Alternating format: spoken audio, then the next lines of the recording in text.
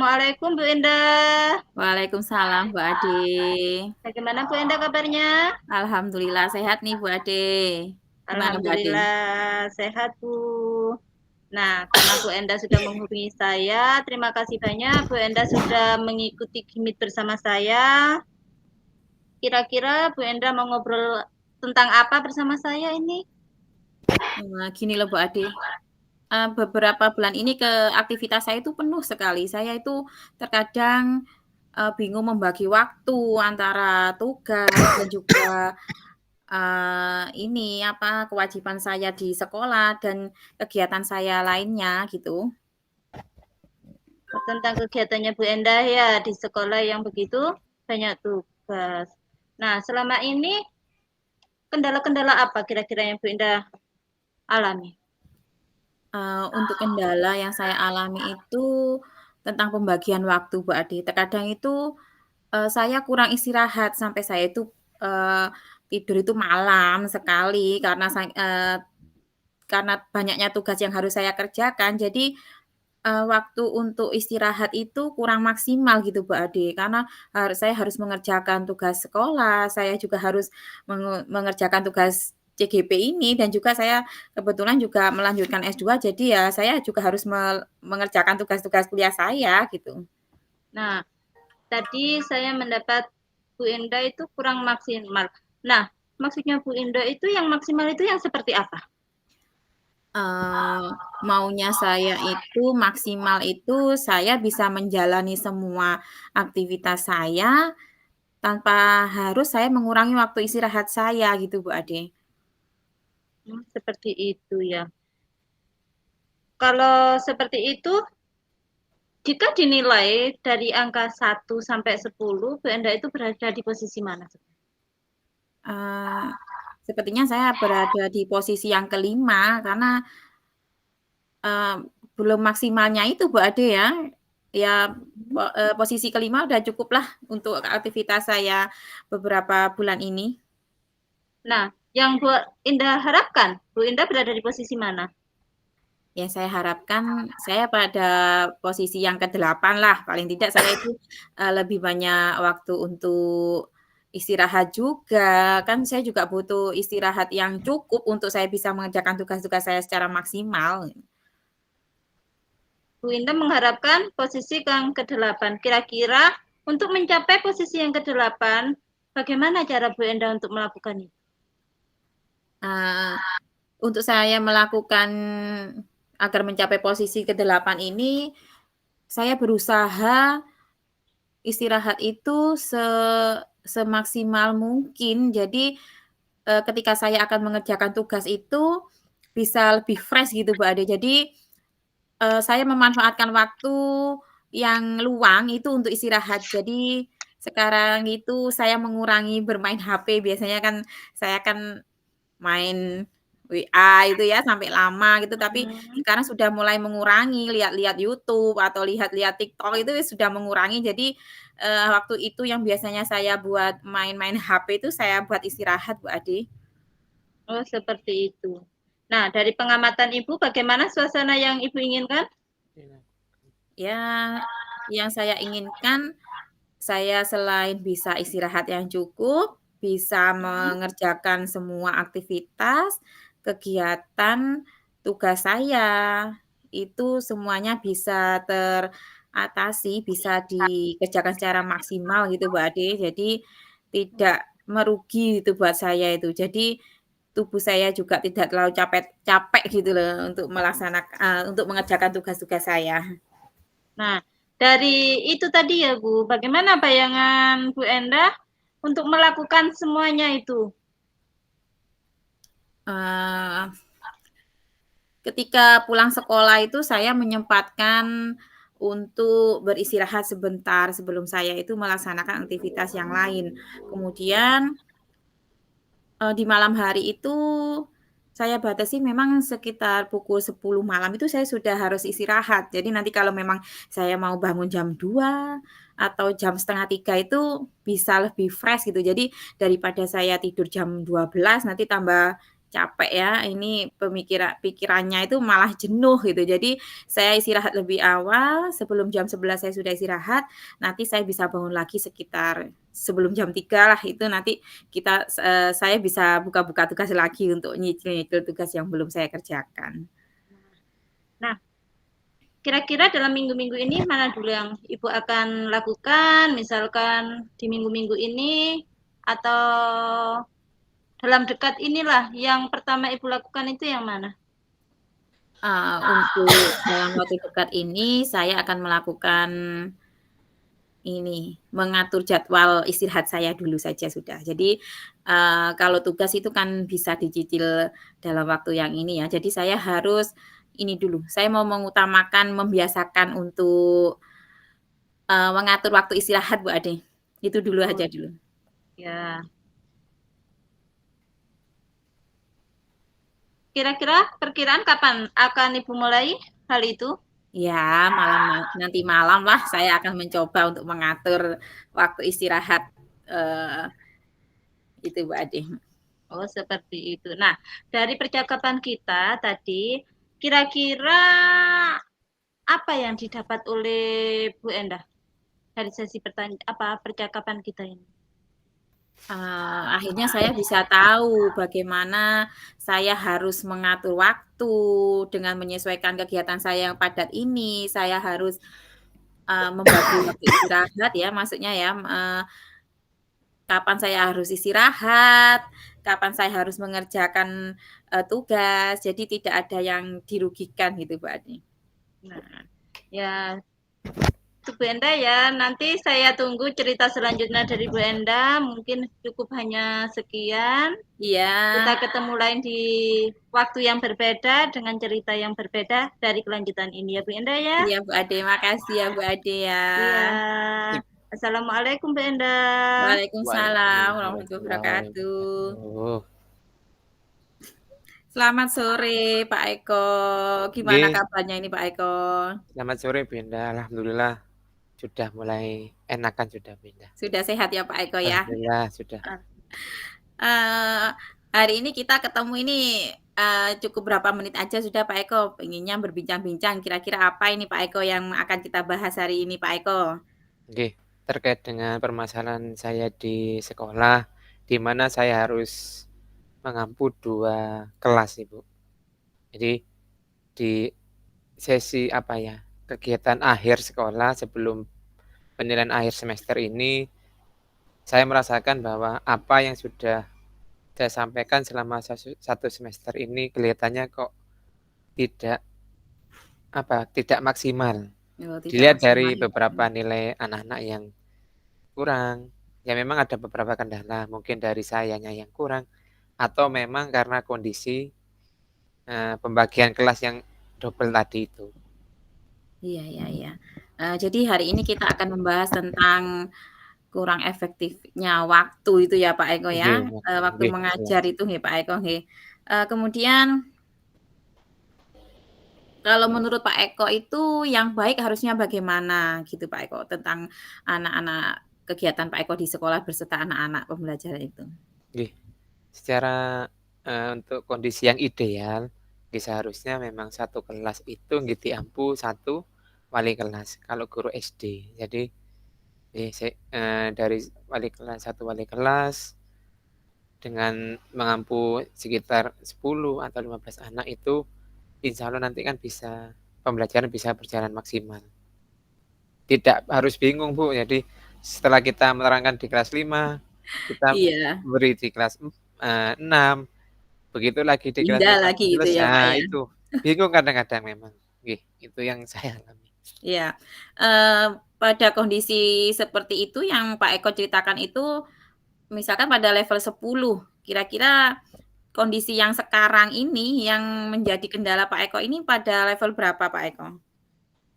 Ya bisa dikatakan kalau sekarang secara nilai itu bisa, kalau saya pribadi nilai hanya di mungkin 5, Bu. Masih separuh lah. Jadi kalau skala 1 sampai 10 masih di tengah-tengah. Iya. Eee, inginnya Pak Eko sampai di mana ini? Levelnya ini?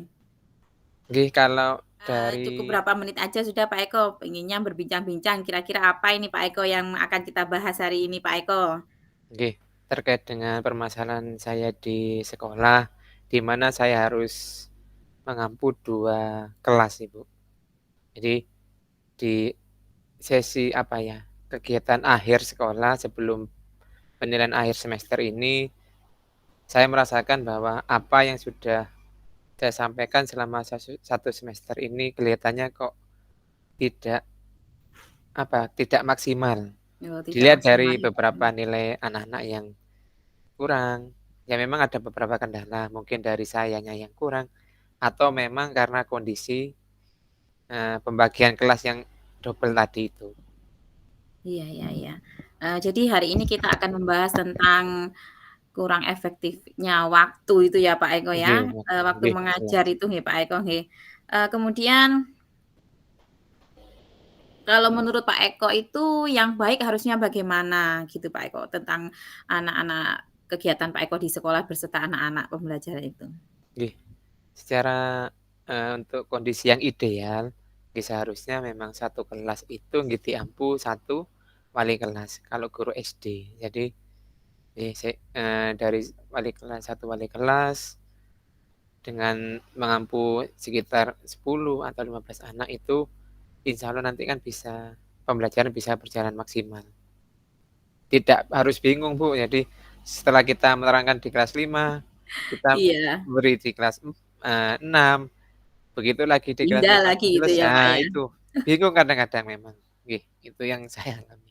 Iya, pada kondisi seperti itu yang Pak Eko ceritakan itu, misalkan pada level 10, kira-kira kondisi yang sekarang ini yang menjadi kendala Pak Eko ini pada level berapa Pak Eko? Ya bisa dikatakan kalau sekarang secara nilai itu bisa, kalau saya pribadi nilai hanya di mungkin 5, Bu. Masih separuh lah. Jadi kalau skala 1 sampai 10 masih di tengah-tengah. Iya, eee, inginnya Pak Eko sampai di mana ini? Levelnya ini? Nggih, kalau dari, mulai dari sarpras, kemudian kondisi lingkungan sana, itu bagi saya mungkin di titik 7 itu sudah cukup bagi saya. Tidak Iya. terlalu tinggi sudah, yang 7 itu sudah menurut saya sudah maksimal. Sudah maksimal ya, Pak, ya? Nggih. Kalau misalkan untuk mencapai level 7 itu bagaimana menurut Pak Eko caranya agar bisa tercapai? Jadi kalau masih kondisi seperti ini, selama masih 2 kelas, sepertinya sulit. Tapi kalau nanti seumpama nanti bisa ada kesempatan, bisa ada kesempatan ngobrol dengan kepala sekolah dan sebagainya, itu kan secara tidak langsung, kita akan maksimal ngajarnya sudah, Bu. Jadi kalau satu kelas satu guru mengampu satu kelas Iya, itu bisa maksimal. mmm, iya iya. Eee, kapan bisanya Pak Eko menyampaikan hal itu kepada kepala sekolah mungkin? Ya secepatnya, Bu, bisa mungkin besok nggih sudah segera saya sampaikan, melihat kondisinya seperti ini sudah. Iya ya, Pak Eko. Eee, apa yang dapat Pak Eko peroleh dari percakapan kita hari ini, Pak Eko? Setelah kita berbincang-bincang, dari kesulitannya Pak Eko, terus akhirnya ada keinginan Pak Eko perubahan itu tadi, apa nih Pak Eko yang percakapan Ini yang kita dapat hari ini? yang pertama saya, bisa menyampaikan apa yang menjadi keluhan saya, yang menjadi sebenarnya beban di saya juga, karena tidak maksimalnya hasil menurut saya tidak maksimal. Ada istilahnya, eee, kesempatan kali saya bisa menyampaikan kepada Bu Indah, itu saya lebih tenang, Bu. Jadi Lebih seperti plong ya punya Pak Eko ya? nggih, seperti punya solusi, punya solusi. Jadi Iya iya Pak apa Eko. yang harus saya lakukan ke depannya, agar situasinya tidak berlarut-larut gitu. Iya Pak Eko, saya tunggulah cerita berikutnya nanti ya, selanjutannya bagaimana setelah Pak Eko nanti, berbincang-bincang dengan kepala sekolah, itu Oke, kita bertemu lain hari lah nanti, saya kepingin juga tahu hasilnya bagaimana dari perbincangan Pak Eko dengan Pak Kepala Sekolah itu tadi. Nggih. Terima kasih Pak Eko untuk Nggih, sama-sama, Bu. Zoom kita hari ini ya. Semoga Nggih. ada manfaatnya buat kita. Nggih. Terima kasih. Selamat sore Bu Ade. Assalamualaikum warahmatullahi wabarakatuh. Sore Pak Eko.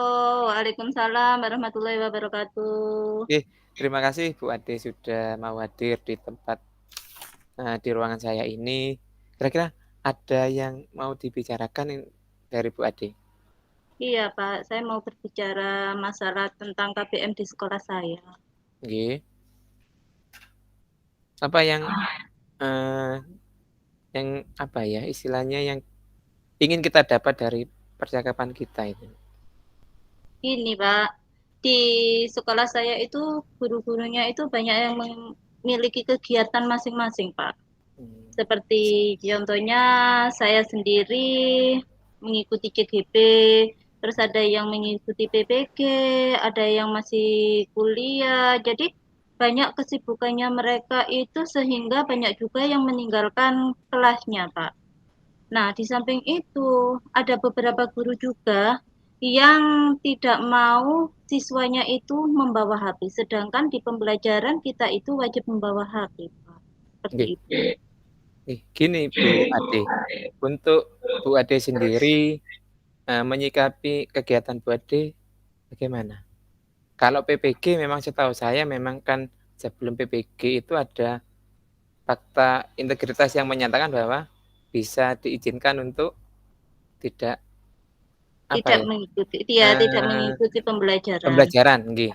Iya. Kalau Bu secara dari Bu Ade Kalau sendiri dari gimana? saya sendiri, saya ya selalu masuk kelas, Pak. Ya, Nggih. kendala saya ketika saya membutuhkan anak-anak untuk membawa HP, ada beberapa guru itu tidak setuju kalau anak itu membawa HP sehingga menjadi pro dan kontra di sekolah saya. Sedangkan kita itu kan harus pembelajaran itu sesuai kodrat zaman dan kodrat alam, Bapak. Kalau anak-anak hanya memakai HP seperti zaman dahulu, anak-anak tidak akan bisa berkembang, Pak.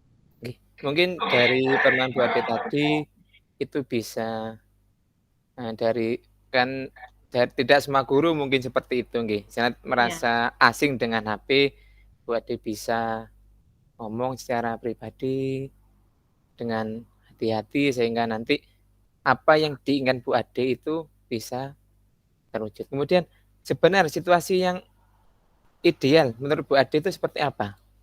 Situasi yang ideal sekarang itu saya itu posisinya itu masih berada di 5, Bapak. Kenapa saya bilang di 5? Karena ya itu tadi, banyak sekali guru itu tidak mengerti kalau bahwa pembelajaran itu mereka itu mindset-nya itu masih mindset lama. Jadi belum mengikuti perkembangan zaman atau sesuai dengan Ki Hajar Dewantara, Bapak. Nggih. Terus kalau dari Bu Ade sendiri, level yang diinginkan sebenarnya ada di level berapa atau skala berapa? Kalau saya itu menginginkan level itu cukup 8 mungkin ya. 8, nggih. Karena untuk memberikan pengetahuan kepada teman-teman, apalagi yang mindset-nya itu masih lampau, tidak mengetahui bahwa adanya perkembangan zaman ini, adanya perubahan itu adalah hal yang terpenting bagi saya untuk membuat mereka itu memahami, oh seperti ini loh sekarang itu. Jadi bahwa pembelajaran itu tidak berfokus kepada guru, akan tetapi pembelajaran itu akan berfokus kepada siswa. Oh nggih. Tadi sudah disampaikan Bu Ade bahwa apa yang harus dilakukan sudah disampaikan dari Bu Ade. Kemudian dari pengamatan nggih, bagaimana atau waktu khusus ya bagi Bu Ade, waktu khusus yang dimiliki Bu Ade untuk bisa ngobrol lah istilahnya dengan guru-guru yang lain itu kapan, Bu?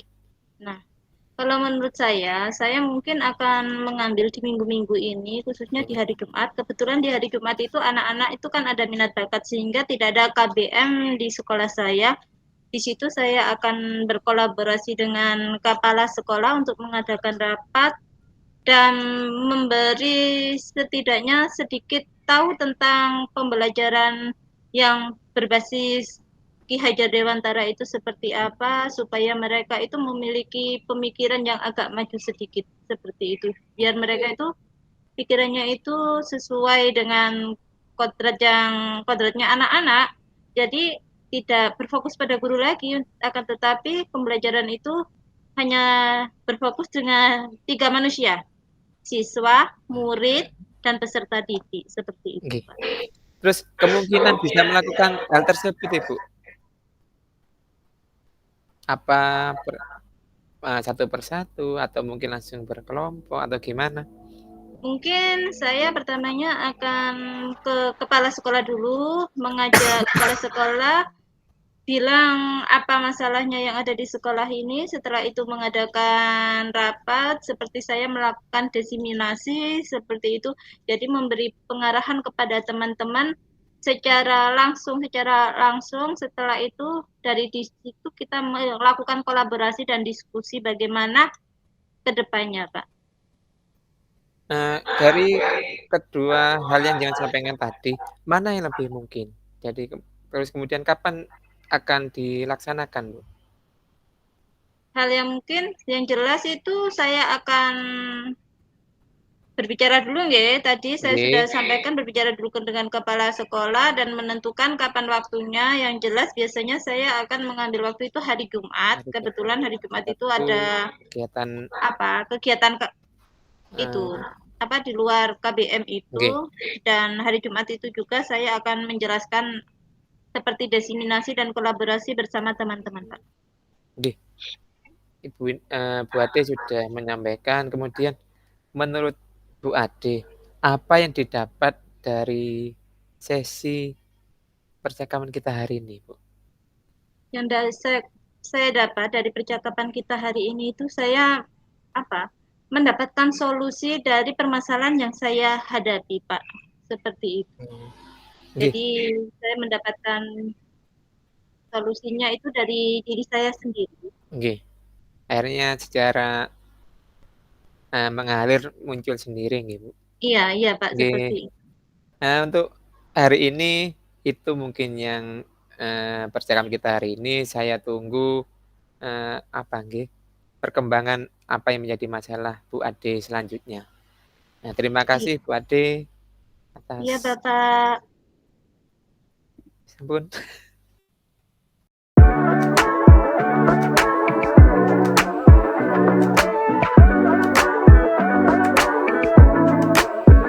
Nyambung, ya memang Iya, Pak Eko dari kerasa ya? iya, situasi detailnya saya bingung. Akhirnya saya nyoba, saya katakan, kok pertanyaan saya gini, jawab Mbak Ade, langsung akhirnya saya nyoba Oh, lagi. akhirnya nyambung gitu loh. Nyambung, Awalnya iya. tadi memang nggak nyambung, tapi setelah Pak Eko Nggih. bertanya lagi, akhirnya Mbak Ade nyambung. Nggih. Wis sudah. Kalau Berarti yang pengampuan pertanyaan yang berbobot.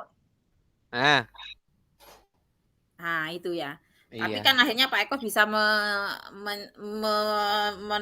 apa jadi mengarahkan Membawa. lagi ke Iya, pertanyaan membawakan. yang biar Kalau searah itu tadi. yang tadi yang pertama jenengan sama Bu Ade itu kalau menurut Iya. saya ya kalau urutannya yang 4 pertanyaan tadi, apa yang sudah berjalan dengan baik, memang mengalir itu enak, bener kalau Bu Indah katakan tadi, banyak senyum itu memang enak nggih, itu kalau menurut saya.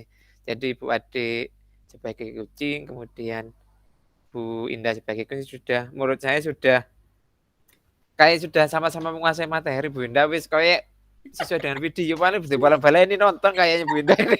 Enggak, tadi lihat itu di sekolah itu sampai kesirep aku. Makanya kok hampir persis pembahasannya. Kemudian yang Itu kan kedua, yang apa yang bertanya masih itu Mbak Ade. iya, yang masih perlu diperbaiki dua-duanya sudah enak kayaknya Bu, nggih, sudah baiklah menurut saya. Kalau yang ketiga, kehadiran penuh tadi, apa ya, karena semuanya berasal dari permasalahan kita, ya otomatis kita kan Iya, ngomongnya juga memahami lah, enak, nggih, Mas. Iya. menguasai gitu ya. Yang keempat, yang perlu ditingkatkan, ya semua kan tidak ada yang sempurna, kita tetap harus belajar kan, nggih. Iya, Iya. kita harus tahu, apa ya, yang berbobot itu tadi sudah wis Nggih, itu intinya saja gitu. nggih, Ayo Bu. Mbak Ade, Kalau dari saya saya dengan gitu. Pak Eko. Nah, kalau dari Bu Indah sama Pak Eko tadi yang menjawab, Bu Indahnya sebagai cook, Nah, apa yang sudah berjalan dalam percakapan itu, Iya, kaku kalau panjenengan aku menurut mau saya terus itu, rumangsa ae. iya, kalau menurut saya itu Bu Enda itu sudah mengampu pertanyaan yang berbobot kepada Pak Eko. Jadi pertanyaannya itu sudah dikuasai oleh Bu Enda sehingga Pak Eko menjawabnya itu sudah asik, enak, lancar gitu nggih. Nggih. Terus apa yang perlu diperhatikan atau ditingkatkan di Pak Eko? Di Pak Ekonya itu tadi ada pertanyaan, tapi Pak Eko itu tadi kelihatan face-nya itu kelihatan agak bingung. Aduh, aku jawab apa? Seperti itu. Jadi masih kelihatan kalau mau mikir gitu. Tapi endingnya bisa menjawab. Nggih. Itu. Iya, iya. Terus sama Bu Endanya tadi itu kalau memberikan pertanyaan itu jangan melihat apa pandangannya jangan ke atas. Kalau ke atas seakan-akan kelihatan Iya, mikir. ayo. Iya. Karena mikir juga iku, Mbak. Iya, kata Iya, itu. takokno. Terus kalau yang perlu diperhatikan untuk tetap dalam kondisi kehadiran penuh, karena kita di dalam Zoom, itu insya Allah kehadiran kita itu siap, Iya. karena ada LMS juga. Nggih. Terus berikutnya, apa yang dapat Ibu lakukan untuk memperbaiki? Karena kita di sini kan masih belajar, sama-sama belajar. Jadi untuk memperbaikinya, kita ya itu, harus terus berlatih sama apa belajar terus intinya itu dan jangan lupa diterapkan di sekolah. Nah, padahal siap ini Bu ya. Ya. Ya pertanyaan iki lho, tapi sih bingung ya. Iya. Terus umpan balik dari cooking ini, umpan baliknya yang saya dapatkan karena kita ini masih baru ya, masih pengalaman. Alhamdulillah kalau menurut saya kita semua itu sudah berusaha dengan maksimal dan insya Allah sudah baik, tapi perlu ditingkatkan lagi. Nggih. Sebenarnya kalau dari segi konsep sudah baik. paham lah, iya, Iya, tapi paham. hanya memang karena kita kondisinya sudah nggih, jelas direkam ini kayaknya pengaruh memang. Iya, karena kita direkam sehingga kita itu kayak masih ada grogi-groginya, takut salah atau apa gitu, itu jelas. Apalagi ini kan harus ada penilaiannya, itu yang jelas tambah grogi. Mungkin kalau kita sudah melakukan aksi nyatanya di sekolah, insya Allah akan berjalan lebih baik. Seperti itu.